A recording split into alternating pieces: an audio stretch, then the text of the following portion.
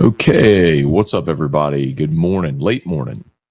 Welcome to a Sunday edition of Morning Scone presented by Brock, the Baton Rouge Orthopedic Clinic, Parish Construction and Roofing. If you need an orthopedics, go to Brock, and a roof called Parish. Unique Physique, uniquephysique.com, Restored Motions, restoredmotions.com, on Fire Athletes platform powered by Gamecoin, all of our sponsors. Scrolling here at the bottom, linked in the description on YouTube, tagged on Facebook, and all that good stuff. Okay, y'all, LSU baseball. Did you stay up for it? I did, and we had a live Locked on LSU somewhere around like 2 a.m. Go this way. Go this way. Drew's kicking. Man, late night. In fairness, I have been up already for more than an hour. Drew woke up around 9:45. Yeah, so it's been more than an hour. So Drew woke up around 9:45, and so got up, got him rolling, just did my cold plunge, just moving slowly. Aside from the fact that it was a late night, my back is also just absolutely killing me. Thank God I'm going to see Crystal Poche tomorrow. Got to do something to get this right, y'all. Just when I start slipping discs, it's just debilitating. So y'all don't need to hear that, though. Y'all need positivity, so we're going to stick to that. I'm on my path to healing and feeling awesome. Okay. LSU sweeps Mississippi State. Got off to a great start. Chase Shores a 1-2-3 top of the first. LSU came back with 8 in the bottom of the first. Curiel single, Jones homer, boom, you're up 2-0. You never look back. So that was awesome. Every half inning where Mississippi State scored, LSU answered with runs. So you just kept the pressure on. And it was great to see the offense bounce back. There was a lot of Chris Stanfield slander on this show yesterday. He was 3 for 5. He's now batting .318, I believe. So all the Chris Stanfield slander can hopefully take a day off.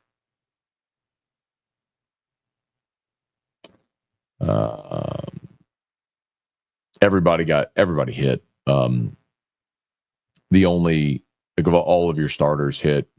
Curiel was 2 for 4. Jones was 3 for 4. Dickinson was 3 for 5. Milam was 1 for 4. Fry was 2 for 5. Brown was 1 for 4. Hernandez 3 for 5. Reeves was 1 for 2. Stanfield was 3 for 5. Pretty good day. Flip side of it is you still continue to struggle with some of your relievers.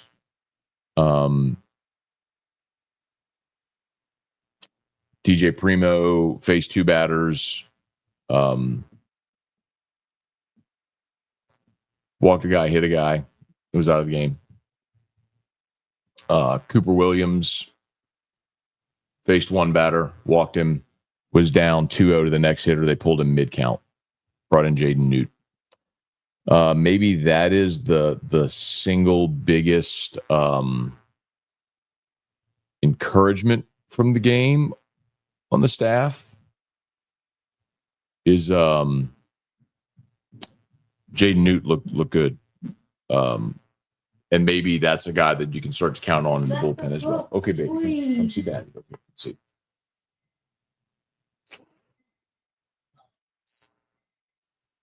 No, that's a villain. What, baby? Mm-hmm. Then what? No, but that is so. Then go to no, Dad. Okay. If Daddy can walk,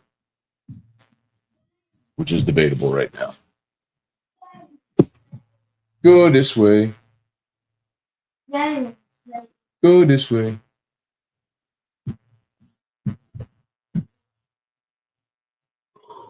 God.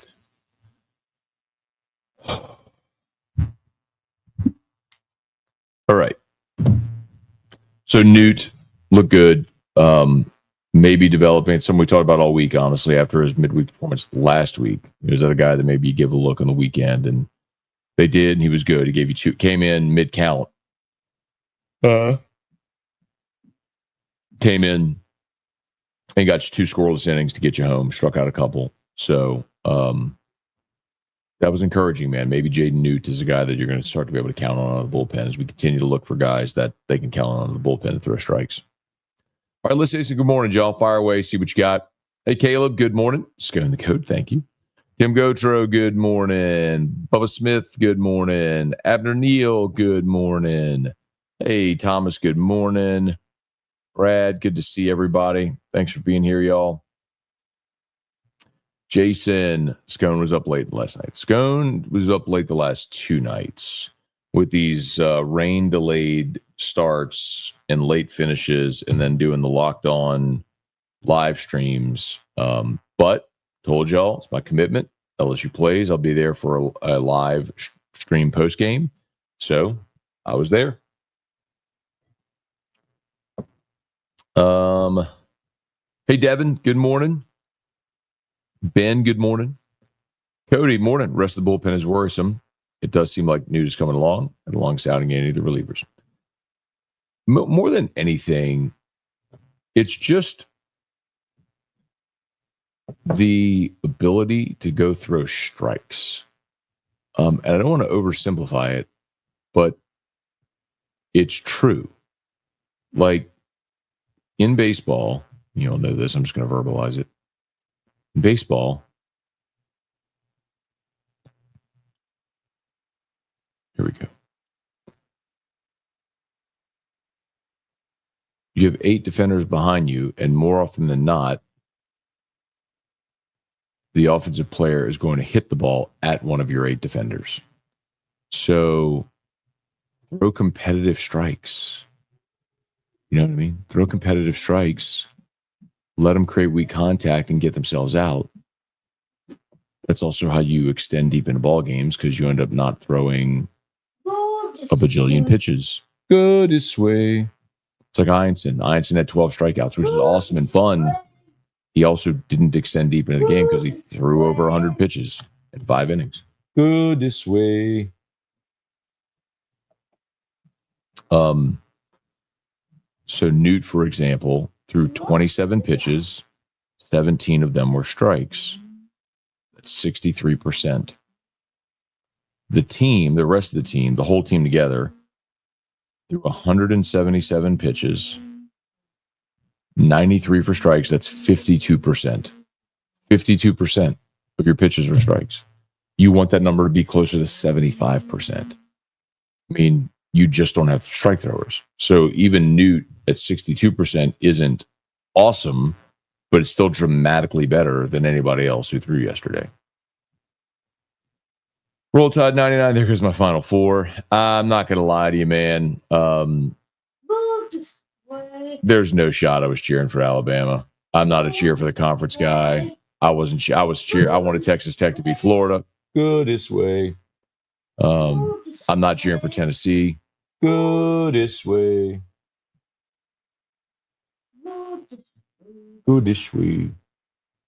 And in my bracket, I have Auburn winning the national championship, and I wouldn't be sad at all if they lost today because I don't pull for the league. It doesn't do LSU any good to have Auburn or Bama or Tennessee or any of these teams win a national championship. Hey, Austin, good morning. Game was well past my dad clock bedtime. I'm glad they got the sweep. Brendan, good morning. Yeah, man. That 6 o'clock first pitch was ambitious. Kind of had a feeling that wasn't going to happen. But rain cleared and they got it in, man. Big Wade, good morning. How would you rate the coordinators last year to this year with the Saints? Well, I think you give a little bit of an asterisk with last year. Excuse me.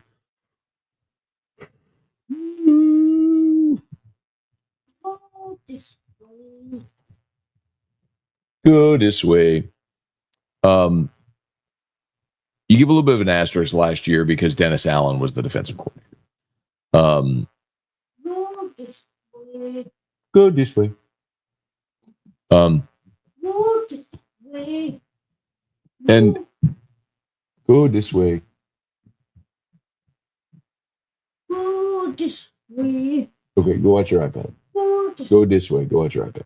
Go this way. Go this way.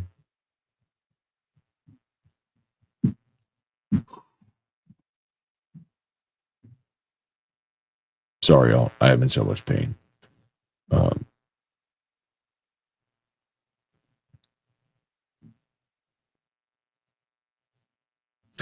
were we talking about? Oh, coordinators.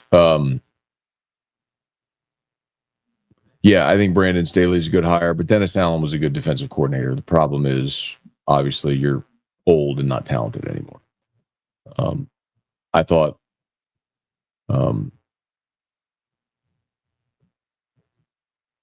Kubiak could have been fine last year, but you lose your starting quarterback, your top two receivers. Yeah, I mean, the injuries on the offensive line. It was just, last year was a disaster. It's really hard to judge, but I think the staff this year is fine. Hey, Merrick, good morning. Daddy. There you go, Thomas. What, baby? Go this way. Go this way.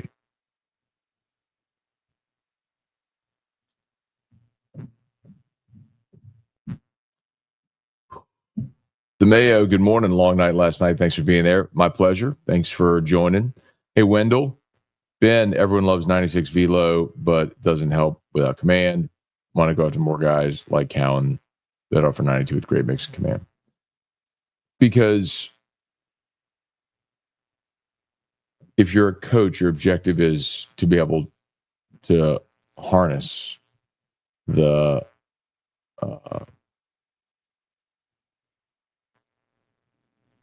ability, right, to maximize it. You have a higher ceiling with those guys. So, really, Cade Anderson, for example. Cade Anderson last year struggled. Do you not take that guy because he struggled as a freshman? No, he's your Friday guy this year.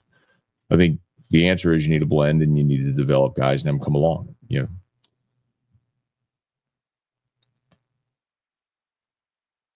Oh, it's all good, Austin. I just got to do a better job staying on top of it, man. Hey, Jesse, good morning. Chad at Winn-Dixie and Destrehan. No Evermore on the shelf. Well, maybe we need to see what we can do about that. Go talk to the manager, Chad, and let's demand they get Evermore on the shelf. Appreciate you for looking for it, man. Hey, Gulf South, 9:45 sounds amazing. I got to bed around 2 a.m. My 2-year-old was in my face saying, "Get up, Daddy." At 6 a.m. Wouldn't trade it for anything, though. Get up, Daddy. John, good morning. How's Drew? Big bounce back weekend for the boys. Bullpen still a problem. Hopefully they get it turned around. Missing Guidry. Yeah. You know, maybe the most important thing to note about all this is you did sweep and you're 7-2 in the conference. Now, you played Missouri and Mississippi State, are two of the worst teams in the league. But you did what you needed to do because, again,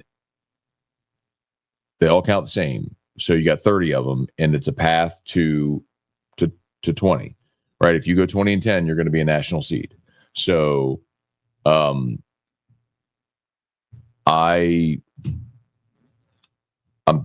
thrilled that they swept Missouri and Mississippi State, especially when you look at this Mississippi State series, y'all.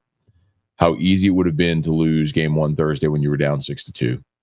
How easy it could have been to lose game 2 in a 2-1 ball game that was, tight the whole way through. So to come out with a sweep, because you could have lost either or both of those first 2 games. You didn't dominate the weekend, but you came through it with what you needed to do. So you're 7-2 right now, and you have to look and say, all right, are there 13 more league wins in your next 21 games? Like, can you go 13-8 the rest of the way in conference? with 7 weekends to go. Basically, can you win 6 weekends? Here's hoping.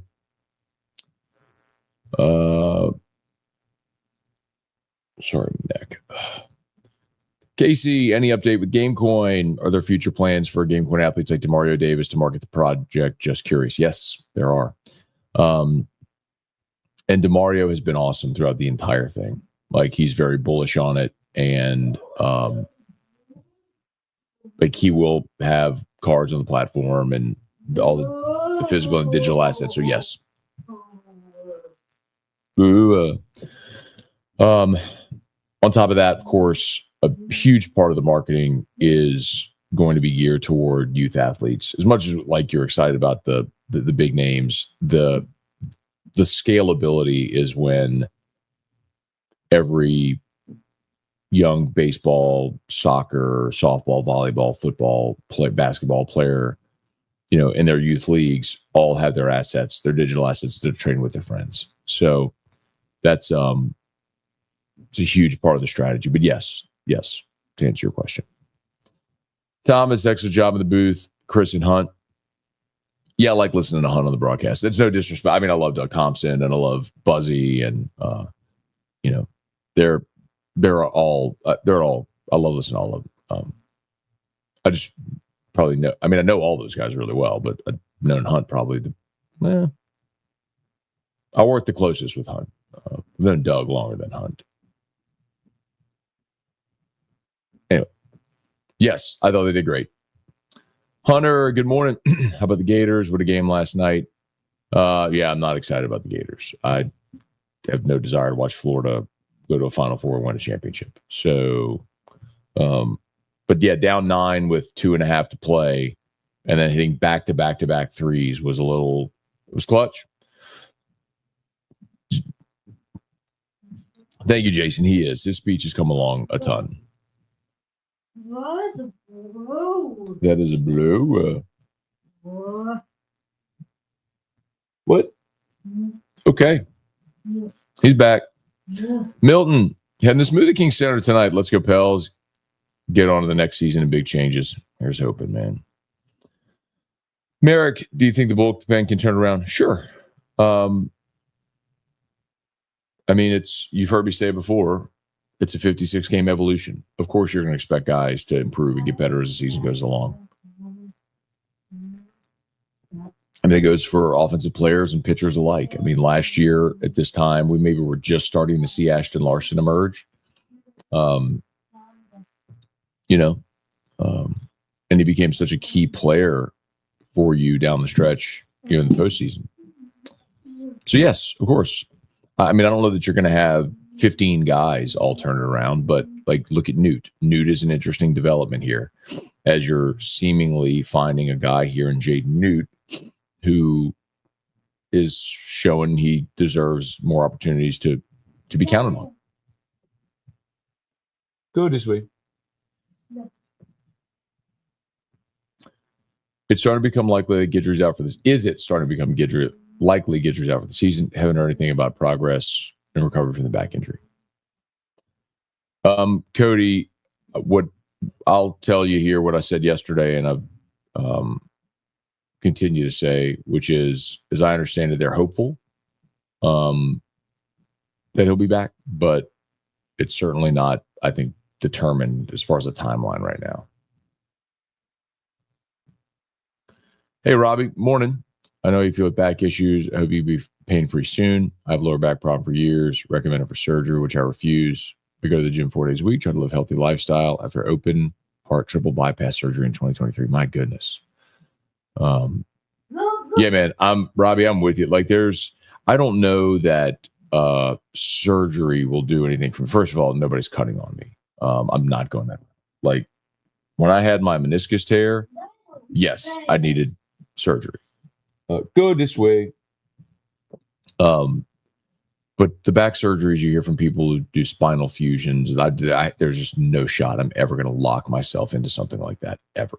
So I'll continue to do the best I can to manage it, and I'll go long stretches and feel good. I mean, I think before the episode I had about a month ago or so, it had been like 6 months.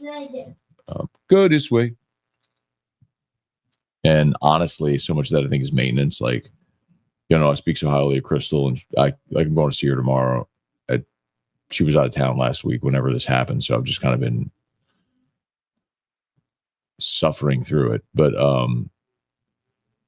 going to see her tomorrow, and I'm going to talk to her just to be like, okay, I need to get on your schedule, like the first Friday of every month or whatever, so it's on my schedule and I go. Because if something's on my calendar, it's like in stone. Hey, Milton, I'm a chronic sconer. Guy Brooks, good morning. Hope you're doing well after a long night. Thanks, man. Sambo, good morning. Got to Fry in the lineup. Yeah, I don't agree with you. I mean, I think he's fine and he's in there, but they're going to continue platooning.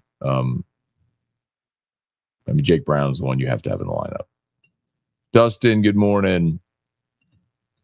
Updates on Guidry. I know he's not a Skeens. At least he could throw strikes.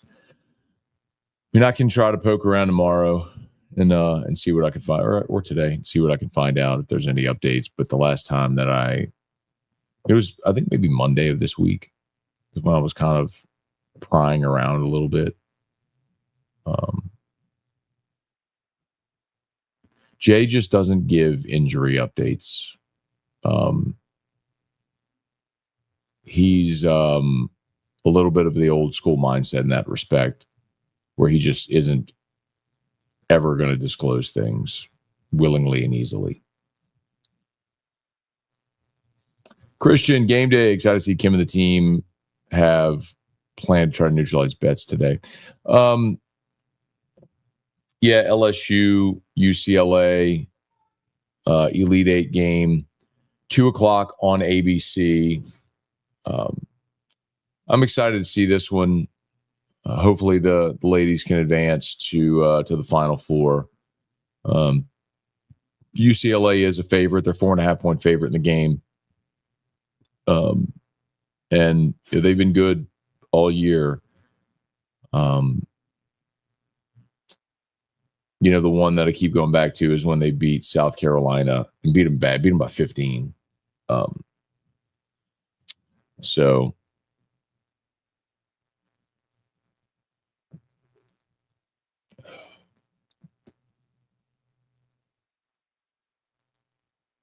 you got a big challenge today. So see how they do. Bait defense great again. Matt, by 7 this morning, locked on from last night at 1,400 views. You're killing it. We had a lot of people live with us last night. I think at the peak concurrence, about 270 people. It was almost 2 a.m. too. So I've told that audience that that locked on audience, after the Friday night game, and it was late, there was over 400 people watching that one live. And I said, I mean it, like that's what makes LSU baseball different. There's literally not another program in the country that could do that. That you could have a locked on live at 1 a.m. and there's 400 people watching it concurrently. It's just college baseball at LSU is just different than everywhere else. There's other places that love it, but not like LSU. What you see? Dad will say, go this way.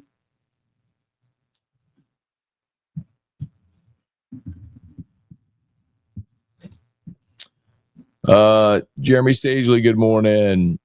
Tony Williams, good morning. Oh, wait, Thomas, before I forget, I don't know if Dale's hanging out with us, but let's see. Parish Construction and Roofing. At Parish, we've got you covered. From the top of your roof, all the way down. Parish Construction and Roofing.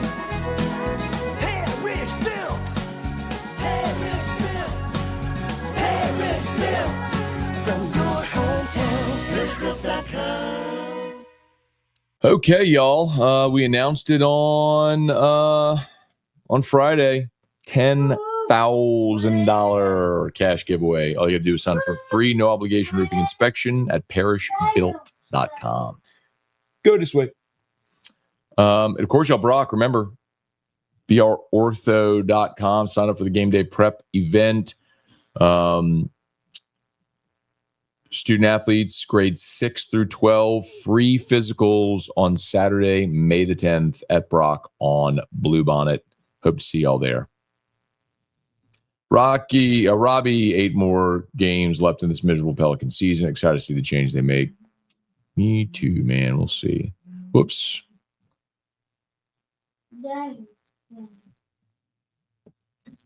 Go this way. Let's see. The fall off from Florida and Texas A&M doesn't look good. Yeah, man. Well, the A&M thing is pretty obvious, right? You're in the championship series a year ago. Your coach leaves. You promote the popular assistant, and you faceplant. And that's crazy because go this way. And I understand Gavin Grahovac was lost for the season, which is devastating, but you still have plenty of offensive weapons there to be good. And then what? Go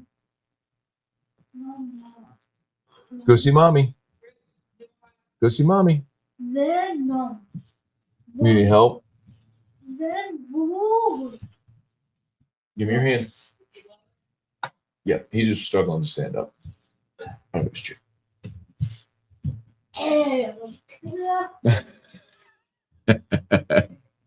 Eric.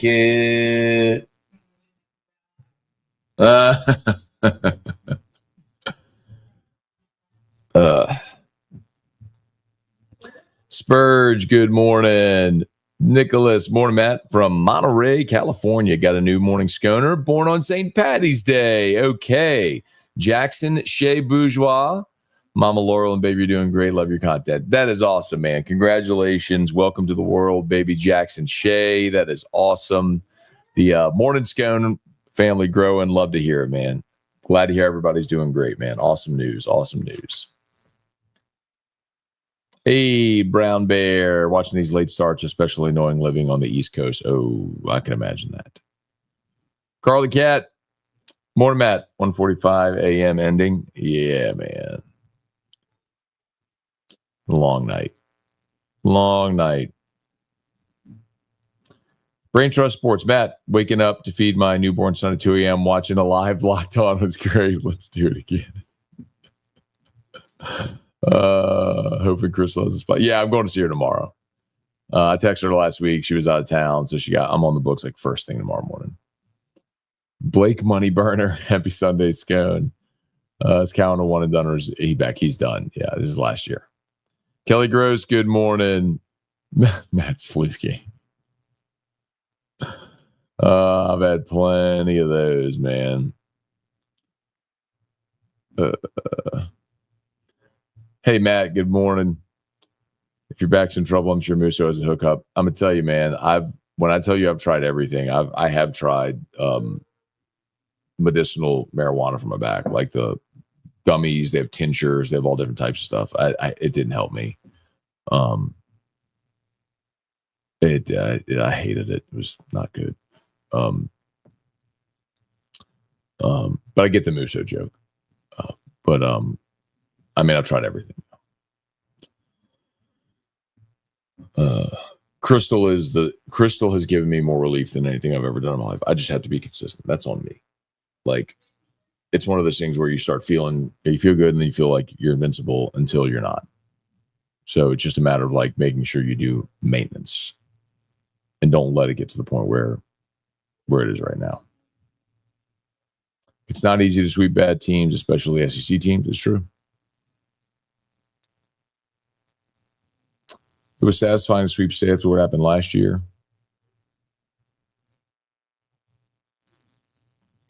Mo for Musso, Austin State's a good team. Oh, y'all, yeah, I see y'all are going back and forth. Okay. Pels' most important game of the year tonight. They have to lose.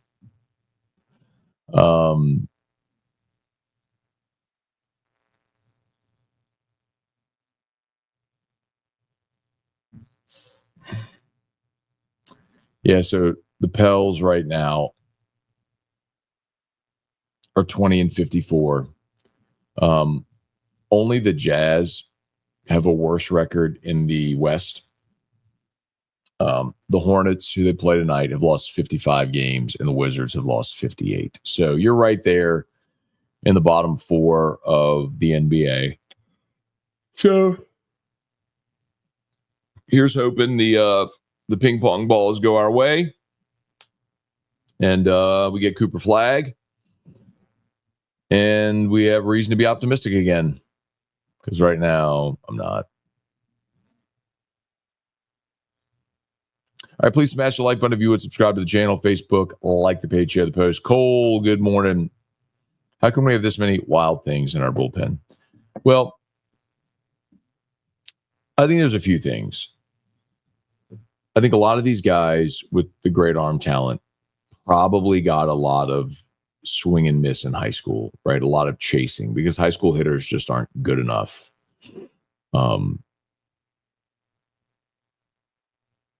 To face Cooper Williams coming 95 from the left side, right? Or Maverick Rizzi. When you have better collegiate hitters that are going to take more patient at bats that see 95 all the time, they're not going to chase. So you have to be a little more fine. I think the other thing that I would like to see more, and again, I'm not looking at a pitch chart, so this feels kind of right, but it may not be. Just very candidly, I might not be right on this. I would rather see pitchers throw strikes at the risk of getting hit than throw an arsenal of pitches that you can't command. Meaning, if I got to see more fastballs to get the ball over the plate, then throw more fastballs. And yes, that can get you in trouble, but I would rather make them swing and earn it than go walk, 2-run double. And you gave them those 2 runs because you put 2 people on base. Wilk, is McMahon raking in the 5 stars? Not yet. Maybe. We'll see. Always give him a month. See how it looks in a month. Will LSU football be active in the spring portal window? No, I think if there's a player. Who is it? Oh, you tell me. Gordy. Okay, it's Gordy.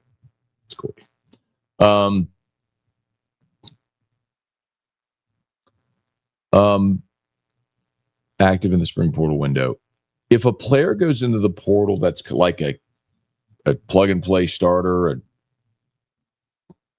like a true immediate contributor that can make you better, sure. I think offensive tackle would be the one spot that I would look at and say that's where you really need somebody. I shouldn't even say need, but where you could add somebody. You'd love to see Weston Davis, Tyree Adams win those jobs and be awesome. You'd love to see your recruits develop that way. But tackle is the spot I would tell you, if there was a place to add, that's probably the most obvious one.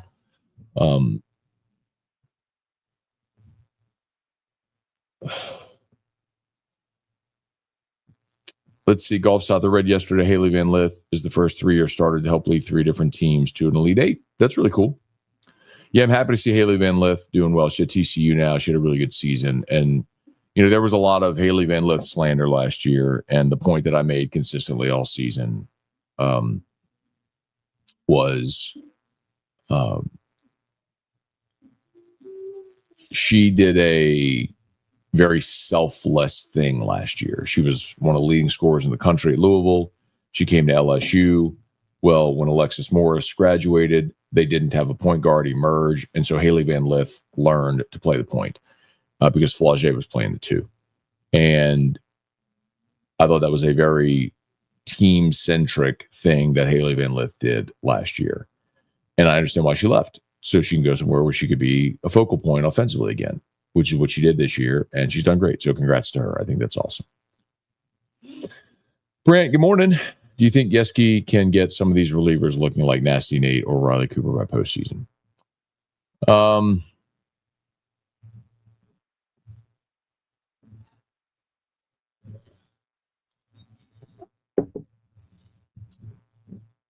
Optimistic about Jaden Newt.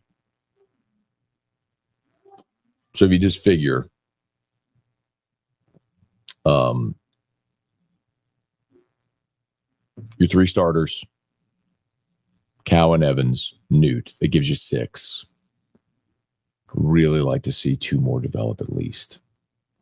And I think your best candidates are Schmidt and Ware. That gives you a righty and a lefty. And I think with both of those guys, the stuff is undeniable.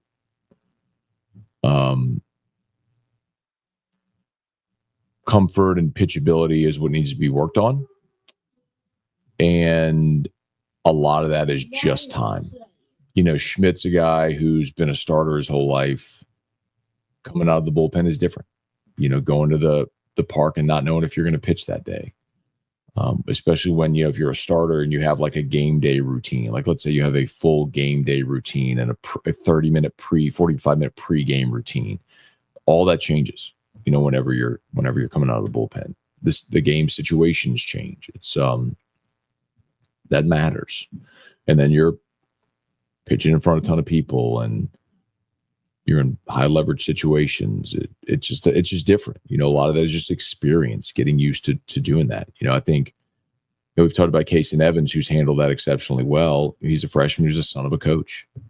You better believe that, you know, a high baseball IQ, not to say the other guys aren't, but a high baseball IQ guy, who I'm certain his dad is probably, I don't know him at all, but, you know, you can imagine when you're the son of a coach how that goes. Like Garrett Nussmeier, you know, dad played and coached. We talk about why that's such a big deal, right?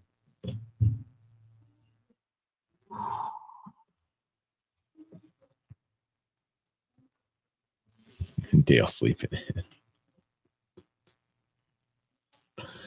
Do you think Griffin and Green both get fired at the end of the season? I don't know, Charles. Gail Benson's don't want to fire nobody with the Saints. Why would you fire anybody with the Pelicans? The northern Alabama suburbs of Baton Rouge should be included this time. What? Included in what? What did I miss, Thomas? Sorry, man. Oh, I'm a little behind. Sorry. Coach looks miserable at South Carolina. You're talking about Coach Maneri. He hates to lose. I know that much. And he's in a tough spot at South Carolina, man. He's got to get that roster going. You knew that. You knew this year was going to be a challenge. Derek, is Cam Johnson still in Oklahoma's weekend rotation? I haven't looked to see if he pitched this weekend. Hang on one second. My apologies, y'all.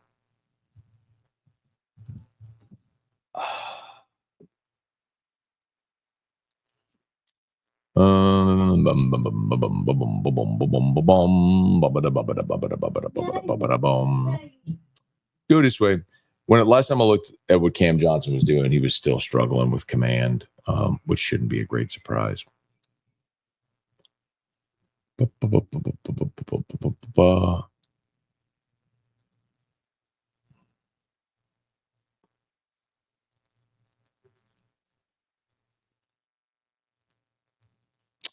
Here we go.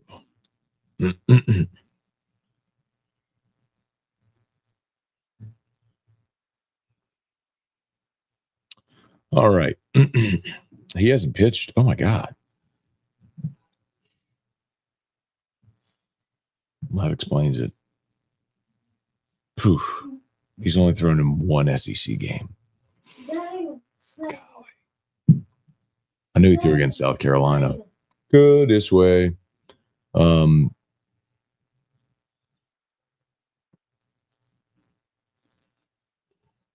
He hit a guy and walked a guy. It was out. It's the only SEC hitter he's faced. On the season, 19 and a third innings pitched, 21 strikeouts, 17 walks. Sound familiar? That kid should have taken the money. Should have taken the money and gone to pro ball where he could have developed, where it's not about wins and losses in the minors. It's just about development.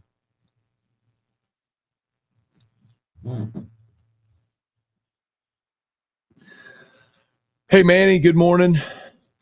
Brant, watch A&M find their footing and play like number one when LSU comes to town. They may. I mean, that's a super talented team. Like, that's an undeniable part of this Texas A&M team is, like, they've still got Ryan Prager, who's a great pitcher. Go this way.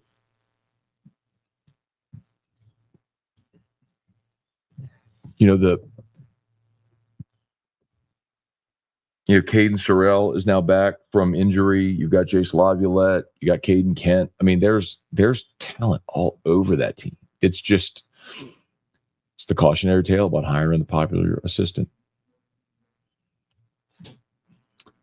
A&M will make a run at A&M will make a run at A&M after they fire the coach.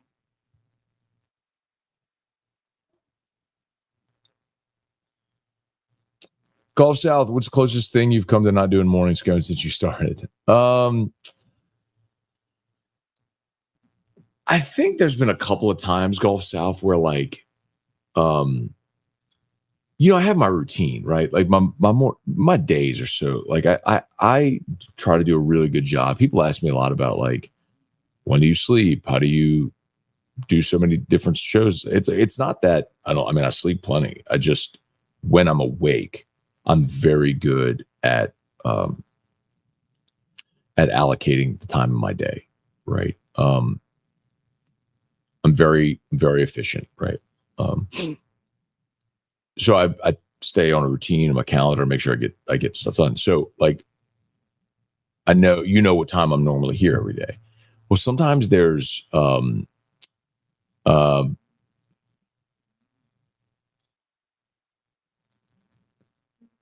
sometimes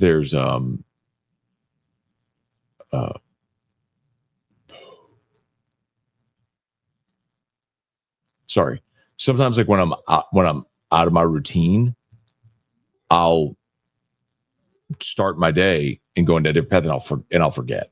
And I think there's been a couple of times where that's happened and I've gone like, and I've realized at like noon, oh my God, I missed. So we'll go live and I'll say like, it's happened a couple times. The Baton Rouge General, where I'll go live and it'll be like, it's morning in California, or it's still morning in the Mountain Time Zone, whatever. So that's, a handful of times, but that's, this last week we made 7 years on Morning Scone. It was I have to shout out Stephen Miller because he's the one who reminded me a couple of years ago, he reminded me of the Morning Scone anniversary. So it was March 27th of 2018. So March 27th, this past Thursday, was the 7-year anniversary of Morning Scone. Haven't missed a single show in 7 years. That's kind of wild to say it out loud. Never in a million years did I think that would happen. Charles Cuss, got to smoke it. All the other stuff is weak sauce. God. Hey, Manny, Sundays or third game of the SEC series would be challenging since it seems no one can throw strikes. But to the flip side of it, thank you, Austin. The flip side of it is,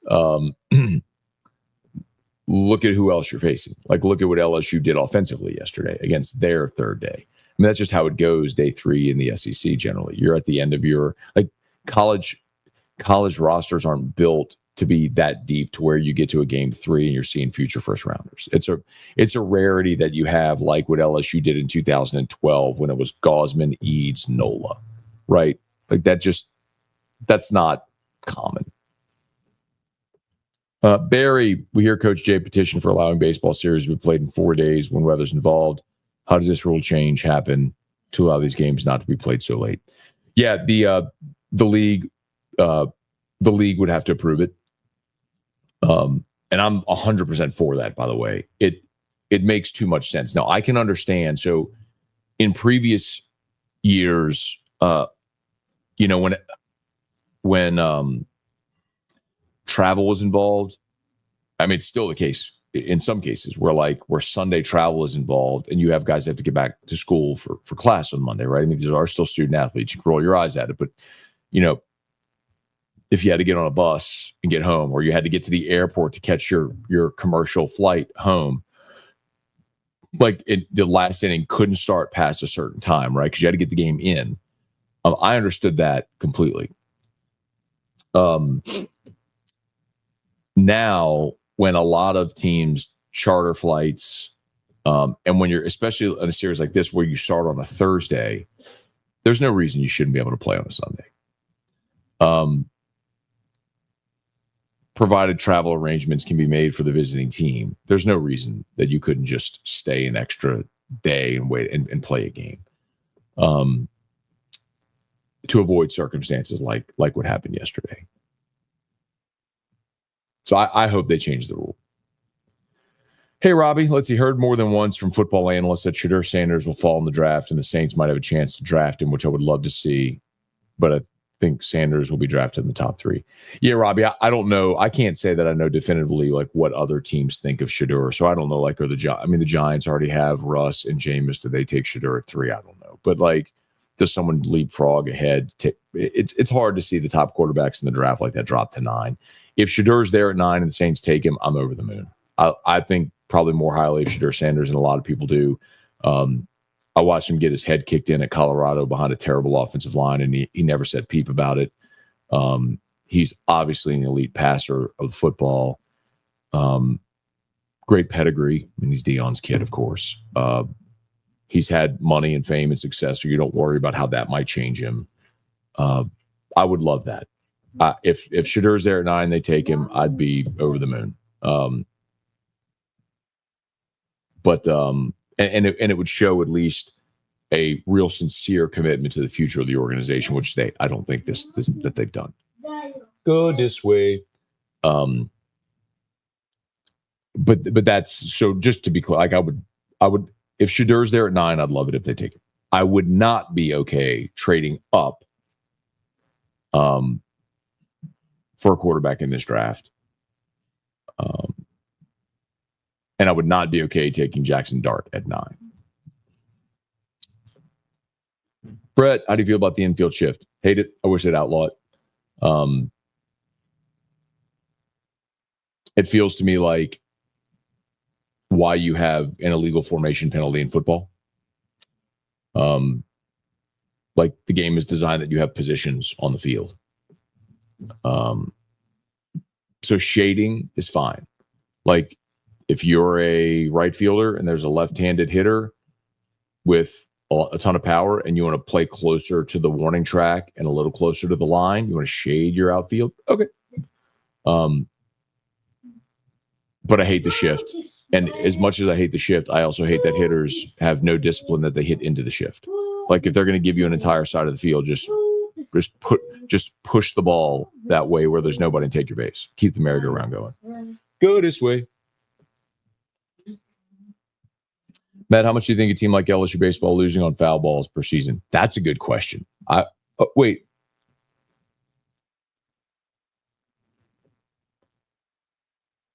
Wait, do you mean like financially on the balls, or do you mean like with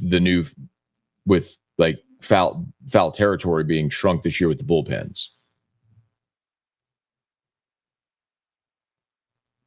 Guidry would be great if he's there. Hey, Ryan, Amanda Guidry, good morning. Hey, Scott, good morning. Greetings. Joe Hamilton, good morning. Yeah, man. I know it's just a point of clarification, and nobody really cares, but they're not called the Lady Tigers anymore. They haven't been for some time. They're the LSU Tigers. They're the women's basketball team. So they don't go by the moniker Lady Tigers anymore. So not that it matters tremendously, just as a point of clarification. I know a lot of people still do it. Old habits die hard and all that stuff. Hey, Clint, is Musa right when he says that throwing Cowan and Evans like we are is not sustainable? I mean, Clint, I said the same thing.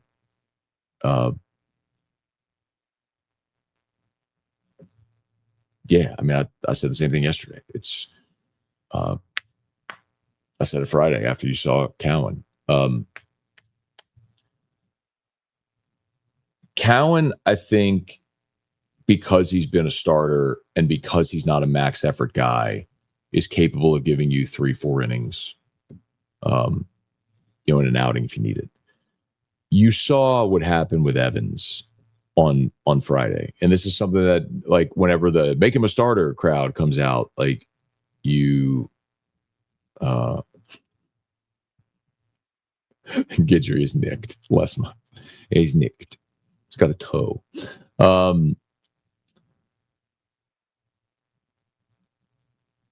But sorry, I got completely distracted there. Yeah, so Kason Evans is awesome. And I love him. He's great. But you saw, if you were paying attention on Friday, like those 95s, 96s started to become 92s, 93s. Because and in the 8th and 9th innings, you started to see action on the base paths. They loaded the bases against him. Because when you're a max effort guy, you drain that tank more quickly. That it's the Zach Hess. I mean, I gave you all this example a couple days ago. Like, it's the Zach Hess example. Hess coming out of the bullpen in 17 was awesome. You try to make him a starter, right? How do you harness the max effort to be able to extend? And it was really tough for Zach Hess. I don't know how that's going to go for Evans next year. I'm sure he'll be fine. Because he's got great stuff. He commands 3 pitches. He's really talented. But what you don't know is, if you say, all right, I'm going to give you the ball and I need you to go give me 6 innings, how does it play when he's sitting 92, 93 and bumping it up to 96, 97 when he needs it, as opposed to sitting 95, 96 and dot 97, 98 from time to time? So that's the unknown. So yes, all that to say is it is not sustainable. It's why you need more arms out of the bullpen. Gulf South, those Cam Johnson stats sound like Jacob Myers. A lot of strikeouts, but a ton of free passes too. Yeah, for sure. The old adage, man. Strike out 3 before you walk 4. What? Go this way. All right. A couple more here. Matt, what vacation is on the top of your bucket list? Oh, cool. Hawaii's your dream vacation? Mine is Italy. I'd love to go do like a month in Italy. Just do the whole thing. Do you think Texas and OU will play LSU baseball and BR next season? I don't know what they're going to do with the baseball schedule. That'd be cool. They just flip it like they did in football. Is baseball back to charter flights? When they flew to Dallas earlier this season, one of our announcers talked about how they had to take 3 different commercial flights to get the whole team there. Yeah, I don't think they're chartering. I don't know definitively. It probably depends on where they're going. Walgreens. No. Oh, Home Depot. No. Oh. Where? We're Bible Jen. Got it. Okay. We're right at Bible Jen. Got it. And so this was going to be the next part of my answer. I am certain, and I haven't looked at the budget, but I'll ask. But that is a part of it. Something else I'll tell you all that is a big like a big part of cost cutting that is shaping things. Correct. It's not. It's officially not morning scone anymore, unless if you're in the Mountain Time Zone or farther west.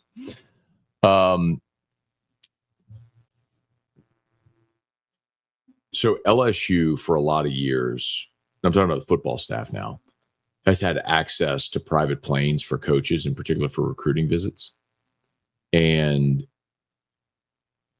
there's a lot of businesses that have access to private planes that will sort of loan them to LSU, at least at a cost, right? Like LSU pays the jet fuel or pays the pilots, right? Then you can use the plane. And so it allows coaches at times to like go see 3 recruits in a day. Some of the coaching visits now, they're starting to fly commercial for that reason because of rev share.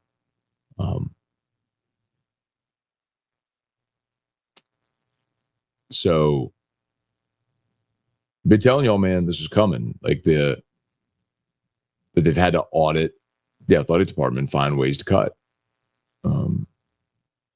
And I think it's a good thing because college sports does not have a revenue problem. College sports has a spending problem. I mean, LSU athletics generating $200 million in revenue. There's so much waste, wasteful spending that revenue share has forced an audit of that spending. And they're going to make it. You know, I mean, I've always said, and I don't mean this specifically to pick on a specific sport or anything, but like, why is your golf team flying private anywhere ever? Why is your volleyball team flying? Like, look at coaches' salaries. I mean, sports that lose money and their coaches make, mid six figures. Like what? Why? For what? What is that investment?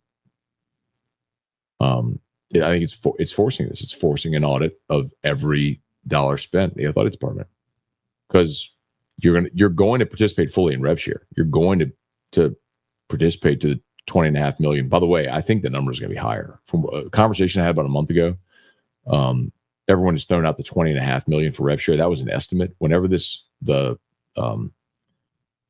House settlement is approved, my understanding is that they think that number is actually going to be a little higher. But anyway,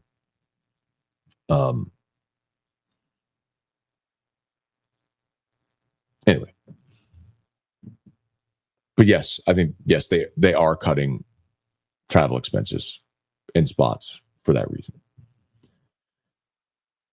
Oh, for the baseballs, Chance, remind me, and I'll see if I can get an answer on that. I think it'd be interesting to know how many baseballs they buy, and of course, for a season.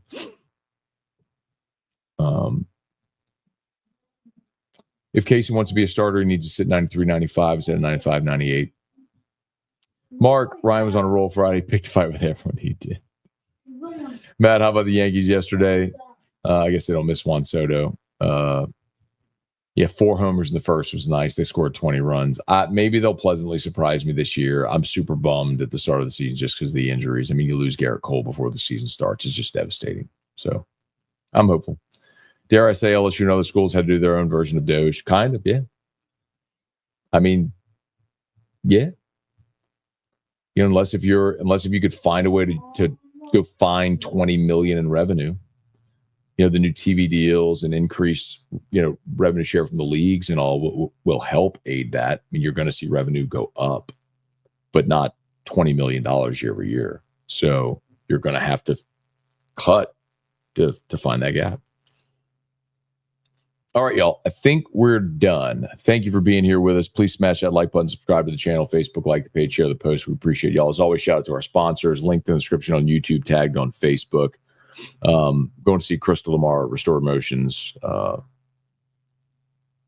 going to make a commitment to go see her at least once a month, probably every other week to start. Unique Physique, semaglutide, tirzepatide. You'll check them out, uniquephysique.com. Of course, Parish Construction Roofing, $10,000 cash giveaway. All you got to do is sign up for a free no obligation roofing inspection. Go to parishbuilt.com to learn more, parishbuilt.com. And of course, our friends at Brock, the Baton Rouge Orthopedic Clinic, the game day prep event coming up on May the 10th. Spread the word. brortho.com. Free physicals for students grades 6 through 12 on May the 10th.